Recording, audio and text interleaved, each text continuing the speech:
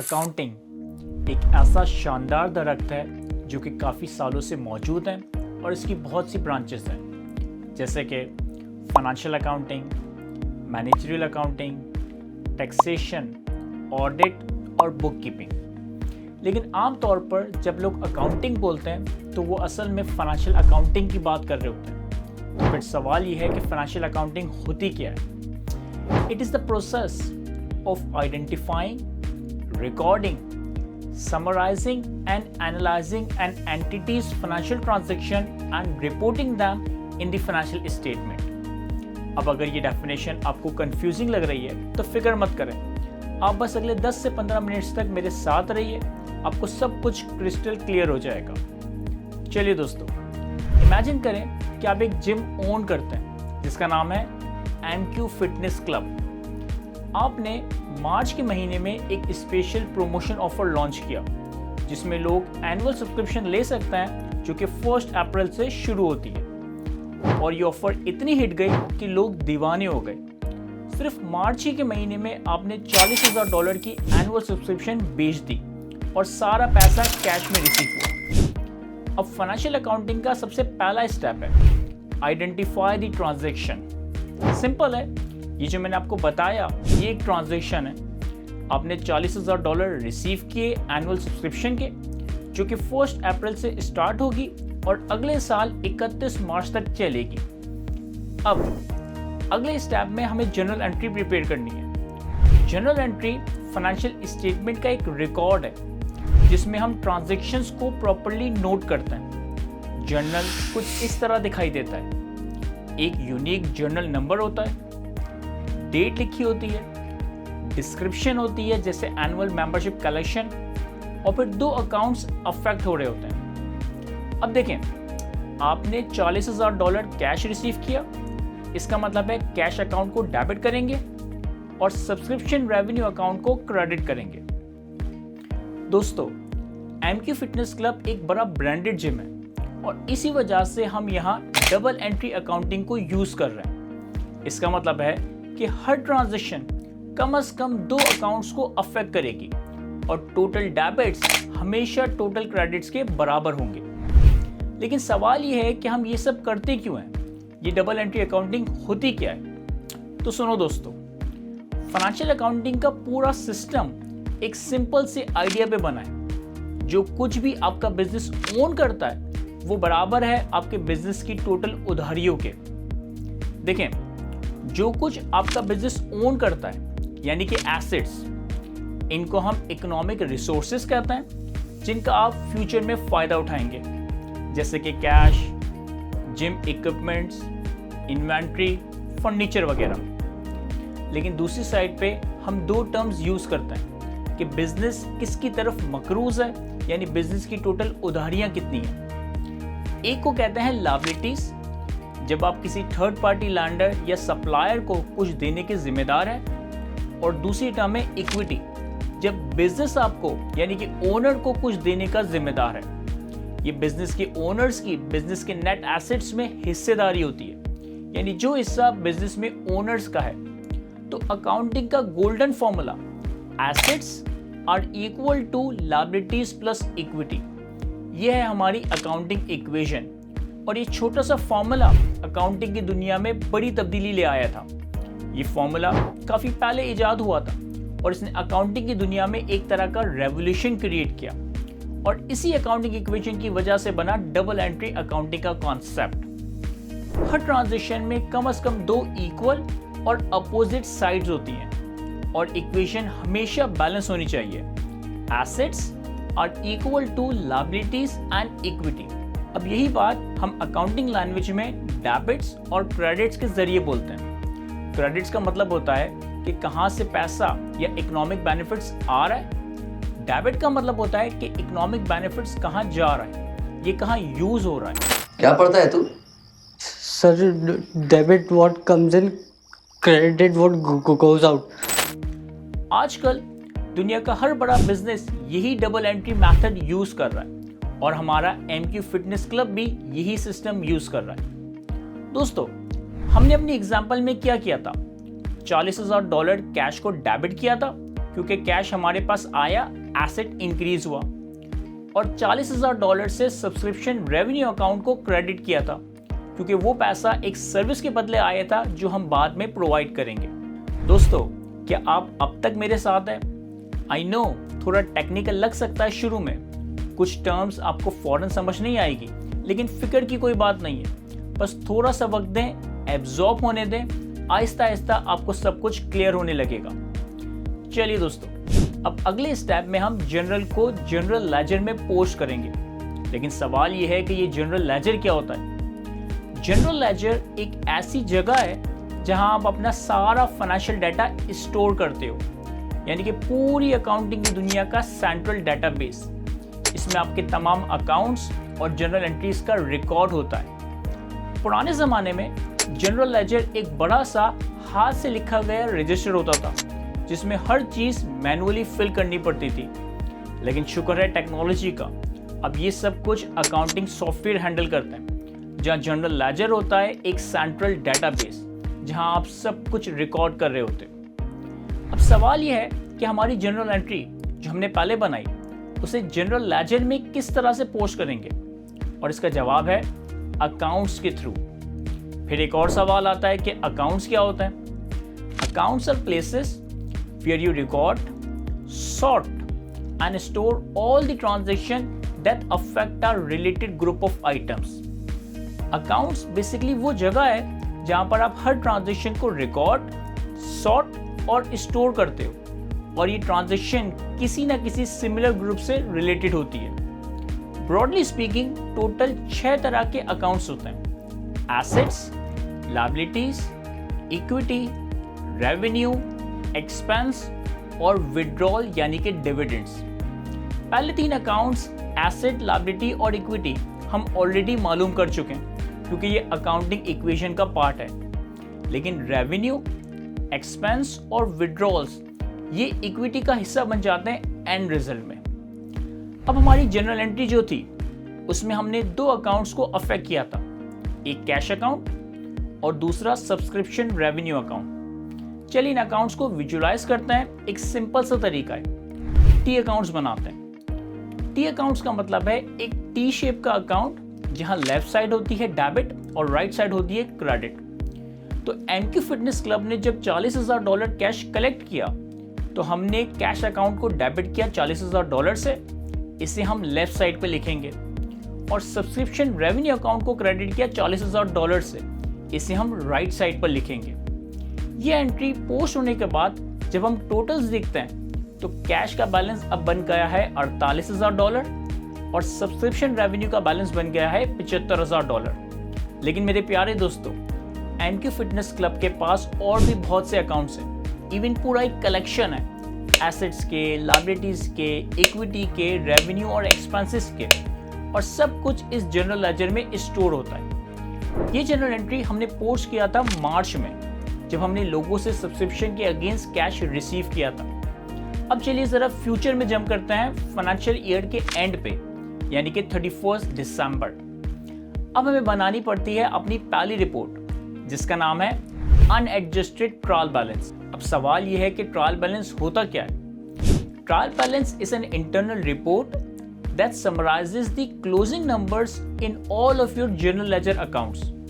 दोस्तों, trial balance एक internal report है जो आपके सारे जनरल लेजर अकाउंट्स की क्लोजिंग बैलेंसेस को एक जगह समराइज करता है। ये हमें एरर्स चेक करने में हेल्प करता है, लेकिन इसका फाइनल यूज होता है फाइनेंशियल स्टेटमेंट्स को बनाने के लिए, जिसे आप कुछ देर में देखोगे। तो ये ट्रायल बैलेंस दिखाई कैसे देती है? चलिए वापस चलते हैं एमक्यू फिटनेस क्लब के जनरल लेजर की तरफ और फिर हम जंप करते हैं दिसंबर के एंड पर, यानी कि फाइनेंशियल ईयर एंड पे। ट्रायल बैलेंस बनाना असल में बहुत ही सिंपल होता है। अब अपने सारे अकाउंट्स की लिस्ट बनाते हो, हर अकाउंट का क्लोजिंग बैलेंस लिखते हो और बस। क्लोजिंग बैलेंस का मतलब है कि पूरे साल में एक अकाउंट में जितनी भी ट्रांजैक्शंस हुई उन सब का क्यूमुलेटिव टोटल। हमेशा की तरह डेबिट्स लेफ्ट साइड पर लिखे जाते हैं और क्रेडिट्स राइट साइड पर लिखे जाते हैं, और ट्रायल बैलेंस के बॉटम में आपको मिलता है टोटल डेबिट्स और टोटल क्रेडिट्स, और इन दोनों का इक्वल होना जरूरी है क्योंकि अकाउंटिंग इक्वेशन हमेशा बैलेंस होती है। देखा जाए तो ट्रायल का मतलब ही होता है टेस्ट, और ओरिजिनली ट्रायल बैलेंस बना ही इसीलिए जाती है ताकि टेस्ट किया जा सके कि आपके डेबिट्स और क्रेडिट्स आपस में प्रॉपर्ली बैलेंस है। और इस स्टेज पर इसे हम कहते हैं अनएडजस्टेड ट्रायल बैलेंस, क्योंकि अभी तक हमने कोई एडजस्टमेंट्स नहीं की, लेकिन अब करेंगे। देखें, आपका फाइनेंशियल ईयर एंड खत्म हो चुका है और ईयर एंड पे आपको करनी पड़ती है कुछ एडजस्टिंग एंट्रीज। अब एडजस्टिंग एंट्रीज का क्या मतलब होता है? एडजस्टिंग एंट्रीज ऐसी जनरल एंट्रीज हैं जो आपके अकाउंट्स को एक्रूअल मेथड ऑफ अकाउंटिंग के मुताबिक एडजस्ट करती है। अब आप पूछेंगे, सर ये एक्रूअल मेथड ऑफ अकाउंटिंग क्या होता है? तो इसके समझने के लिए एक बात समझना जरूरी है, जिसे हम कहते हैं अकाउंटिंग के रूल बुक्स। जी हाँ, अकाउंटेंट्स को अच्छा बनने के लिए कुछ रूल्स फॉलो करना पड़ते हैं, लेकिन ये रूल्स हर कंट्री में थोड़े डिफरेंट हो सकते हैं। हो सकता है आप IFRS यानी कि इंटरनेशनल फाइनेंशियल रिपोर्टिंग स्टैंडर्ड्स को फॉलो करते हो, या फिर हो सकता है कि आप गैप यानी कि जनरली एक्सेप्टेड अकाउंटिंग प्रिंसिपल्स का कोई वर्जन फॉलो कर रहे हो। ये दोनों रूल बुक्स इंश्योर करती है कि आपके फाइनेंशियल स्टेटमेंट्स बिजनेस का true and fair view show कर रहे हो। और ये इंपॉर्टेंट इसीलिए होता है क्योंकि आपके बिजनेस पे लोन देने वाले लैंडर्स या आपके इन्वेस्टर्स या इसके अलावा बहुत से लोग आपके फाइनेंशियल स्टेटमेंट्स पे रिलाई करते हैं। अच्छा जी, अब बात यह है कि IFRS और गैप दोनों अकाउंटिंग फ्रेमवर्क में एक बड़ी कॉमन चीज होती है। ये दोनों चाहते हैं कि आप एक्रूअल मेथड ऑफ अकाउंटिंग को फॉलो करें, यानी कि रेवेन्यू उस वक्त रिकॉग्नाइज किया जाए जब आप उसे अर्न करो और एक्सपेंसेस को उस वक्त रिकॉर्ड किया जाए जब आप उसे इनकर करो। यही सबसे एक्यूरेट तरीका है आपके प्रॉफिट्स को कैलकुलेट करने का। लेकिन MQ फिटनेस क्लब ने थोड़ा सा शॉर्टकट लिया था। मार्च के महीने में आपने एक प्रमोशन चलाया था एनुअल जिम मेंबरशिप का, जो कि 1 अप्रैल से स्टार्ट हो रही थी। आपने $40,000 कैश कलेक्ट किया और पूरी अमाउंट की एक जर्नल एंट्री 31 मार्च को रिकॉर्ड कर दी थी और उसे रेवेन्यू के तौर पे रिकॉग्नाइज कर दिया था। दोस्तों, इसे कहते हैं कैश अकाउंटिंग, और ये एक्रूअल अकाउंटिंग से डिफरेंट होती है। कैश अकाउंटिंग में रेवेन्यू तब रिकॉर्ड किया जाता है जब कैश मिलता है, और एक्सपेंसेस तब रिकॉर्ड किए जाते हैं जब कैश पेमेंट की जाती है। लेकिन दोस्तों, कैश का मिलना और रेवेन्यू का अर्न करना दोनों अलग अलग चीजें हैं। चलिए एक सिंपल से एग्जांपल से समझते हैं। आपने मार्च में $40,000 कैश रिसीव किया, लेकिन आप उस मेंबरशिप का रेवेन्यू पूरे अगले 12 महीने तक ग्रेजुअली अर्न करोगे, क्योंकि मेंबर्स जिम को यूज करना 1 अप्रैल से स्टार्ट करेंगे और आप उनको फैसिलिटीज प्रोवाइड करोगे। ये आपकी एक्चुअल अर्निंग्स होगी। अब 31 दिसंबर तक आपने पूरे 12 महीनों की इनकम इस साल के अंदर रिकॉग्नाइज कर ली है, लेकिन रियलिटी यह है कि उसमें से 3 महीने की सर्विसेज आपने अभी तक प्रोवाइड नहीं की। वो अगले साल जनवरी से मार्च के दरमियान प्रोवाइड होंगी। लेकिन परेशान होने की बात नहीं है, क्योंकि एडजस्टिंग एंट्रीज इसीलिए होती है।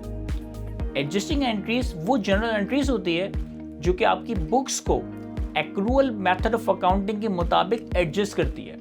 तो चलिए इस सिचुएशन को फिक्स करते हैं। आपको 12 मंथ्स में से 3 मंथ्स का रेवेन्यू रिवर्स करना होगा, यानी कि $40,000 मल्टीप्लाई बाय 3 डिवाइडेड बाय 12, तो ये बनेगा $10,000। आपको $10,000 रेवेन्यू से रिमूव करना होगा और इस अमाउंट को ट्रांसफर करना होगा एक लायबिलिटी अकाउंट में, जिसका नाम है डेफर्ड रेवेन्यू या अनअर्न्ड रेवेन्यू। ये लायबिलिटी इसीलिए है क्योंकि ईयर एंड पे आपकी अभी भी ऑब्लिगेशन बाकी है। आपको अगले साल जनवरी से मार्च तक जिम सर्विसेज अपने मेंबर्स को प्रोवाइड करनी है। चलिए इस एडजस्टिंग एंट्री को पोस्ट करते हैं जनरल लेजर में, और अब हम बनाते हैं एक नया एडजस्टेड ट्रायल बैलेंस। इस बार ट्रायल बैलेंस को एडजस्टेड इसीलिए कहते हैं क्योंकि आपने एडजस्टिंग एंट्रीज पास कर ली है। अब देखें, सब्सक्रिप्शन रेवेन्यू $10,000 से कम हो गया और लायबिलिटीज $10,000 से बढ़ गई हैं, लेकिन दोनों तरफ के टोटल्स, डेबिट्स और क्रेडिट्स अभी भी इक्वल है, क्योंकि हर वक्त जनरल एंट्रीज के 2 इक्वल और अपोजिट साइड्स होती हैं। और सबसे इंपॉर्टेंट बात, अब आप रूल्स के मुताबिक चल रहे हो, क्योंकि आप फॉलो कर रहे हो एक्रूअल मेथड ऑफ अकाउंटिंग। अच्छा जी, अब फाइनली हम बना सकते हैं आपके फाइनेंशियल स्टेटमेंट्स। लेकिन फाइनेंशियल स्टेटमेंट्स क्या होते हैं? Financial statements are accounting report that summarises your business activities over a period of time. दोस्तों, फाइनेंशियल स्टेटमेंट्स वो अकाउंटिंग रिपोर्ट होती हैं जो कि आपके बिजनेस की परफॉर्मेंस और पोजीशन को समराइज करती है एक स्पेसिफिक पीरियड ऑफ टाइम के लिए। और ये एक्सटर्नल रिपोर्ट्स होती हैं जिन्हें आपके इन्वेस्टर्स, लैंडर्स, क्रेडिटर्स और दूसरे स्टेक होल्डर्स देखते हैं ताकि वो समझ सके कि आपका बिजनेस फाइनेंशियली कैसा परफॉर्म कर रहा है। फाइनेंशियल स्टेटमेंट्स में टोटल 5 स्टेटमेंट्स होती हैं, जिसमें से 3 स्टेटमेंट्स बहुत ही अहम होती हैं। एक है बैलेंस शीट, दूसरा इनकम स्टेटमेंट और तीसरी कैश फ्लो स्टेटमेंट। और गुड न्यूज़ ये है कि ये तीनों स्टेटमेंट्स हम आपके एडजस्टेड ट्रायल बैलेंस से ही बना सकते हैं। सबसे पहले बात करते हैं बैलेंस शीट की। बैलेंस शीट एक स्पेसिफिक पॉइंट इन टाइम पे आपको आपके बिजनेस की फाइनेंशियल पोजीशन का एक स्नैपशॉट प्रोवाइड करती है। इसमें आते हैं आपके एसेट्स, जो चीज़ें आप ओन करते हैं, आपकी लायबिलिटीज, जो आपकी दूसरों की तरफ उधारियां हैं, और इक्विटी, जो बिजनेस में आपकी खुद की इन्वेस्टमेंट्स हैं। तो एमक्यू फिटनेस क्लब की बैलेंस शीट से इन्वेस्टर को पता चलेगा कि आपके पास क्या है, जैसे कि जिम के equipments, cash, inventory, prepaid rent etcetera, और आप पे क्या उधार है, जैसे कि लोन्स, बिल पेबल्स एक्सेट्रा। दूसरी अहम स्टेटमेंट है इनकम स्टेटमेंट। ये स्टेटमेंट बताती है कि आपने एक साल में कितना कमाया और कितना खर्च किया। इसमें एक पीरियड ऑफ टाइम के बिजनेस के रेवेन्यू और एक्सपेंसेस की समरी होती है, और ये आपकी प्रॉफिटेबिलिटी को रिफ्लेक्ट करता है, यानी आपका बिजनेस कितना प्रॉफिट कमा रहा है। दोस्तों, अगर आप कैश अकाउंटिंग यूज करते होते तो आपकी इनकम स्टेटमेंट और cash flow statement almost same होती, लेकिन अब तो आप accrual method of accounting follow कर रहे हो, इसीलिए प्रॉफिट और कैश फ्लोज दो अलग अलग चीजें। तीसरी स्टेटमेंट है कैश फ्लो स्टेटमेंट। ये स्टेटमेंट बताती है कि एक पीरियड ऑफ टाइम में आपके बिजनेस में कहां से कैश आया और कहां कैश खर्च हुआ। इसमें 3 सेक्शंस होते हैं: ऑपरेटिंग एक्टिविटीज, इन्वेस्टिंग एक्टिविटीज और फाइनेंसिंग एक्टिविटीज। इस स्टेटमेंट में आपको कैश की पूरी मूवमेंट दिखाई देती है कि कैश आया कहां से और गया कहां। अब आप सोच रहे होंगे कि फाइनेंशियल स्टेटमेंट्स को बनाने के बाद अब आगे क्या करना है। जब आप अपने फाइनेंशियल स्टेटमेंट्स बना लेते हो तो आप उनको अपने इन्वेस्टर्स को, बैंक्स और लैंडर्स को और बाकी के एक्सटर्नल स्टेक होल्डर्स को बेच सकते हो। और अगर मान लिया जाए कि एमक्यू फिटनेस क्लब एक पब्लिक लिस्टेड कंपनी है, तो इन्वेस्टर्स दुनिया भर से आपकी परफॉर्मेंस को इवैल्यूएट करते हैं। वो आपके फाइनेंशियल स्टेटमेंट्स को डिटेल में एनालाइज करते हैं, खास करके फाइनेंशियल रेशियोज की मदद से, और डिसाइड करते हैं कि क्या हम इस जिम के शेयर्स खरीदें या बेचें। तो मेरे प्यारे दोस्तों, जब हम ये सारे स्टेप्स मिलाते हैं तो ये बनता है अकाउंटिंग साइकिल, और इसी साइकिल का नाम है फाइनेंशियल अकाउंटिंग। यानी फाइनेंशियल अकाउंटिंग एक प्रॉपर प्रोसेस है जिसमें हम पहले आइडेंटिफाई करते हैं कि बिजनेस में कौन कौन सी ट्रांजैक्शंस हुई, फिर हम उन ट्रांजैक्शंस को रिकॉर्ड करते हैं जर्नल एंट्रीज और लेजर्स के थ्रू, फिर हम उन सब की समरी बनाते हैं ट्रायल बैलेंस और एडजस्टमेंट्स के साथ, फिर हम उनको एनालाइज करते हैं, फाइनेंशियल स्टेटमेंट्स बनाते हैं, और आखिर में वो फाइनेंशियल स्टेटमेंट्स हम शेयर करते हैं इन्वेस्टर्स, लैंडर्स और दूसरे स्टेक होल्डर्स के साथ। यानी दोस्तों, अगर आप एक जिम चला रहे हो जैसे कि एमक्यू फिटनेस क्लब, तो ये प्रोसेस आपकी हर मेंबरशिप, हर इक्विपमेंट परचेज, हर सैलरी, हर रेंट एक्सपेंस के पीछे छुपा होता है। यही होता है फाइनेंशियल अकाउंटिंग, जो कि एक बिजनेस को ट्रांसपेरेंट और ट्रस्टवर्दी बनाता है। अच्छा दोस्तों, अपना बहुत सारा ख्याल रखें। आप सबका बहुत शुक्रिया और मिलते हैं नेक्स्ट वीडियो में। Thank you.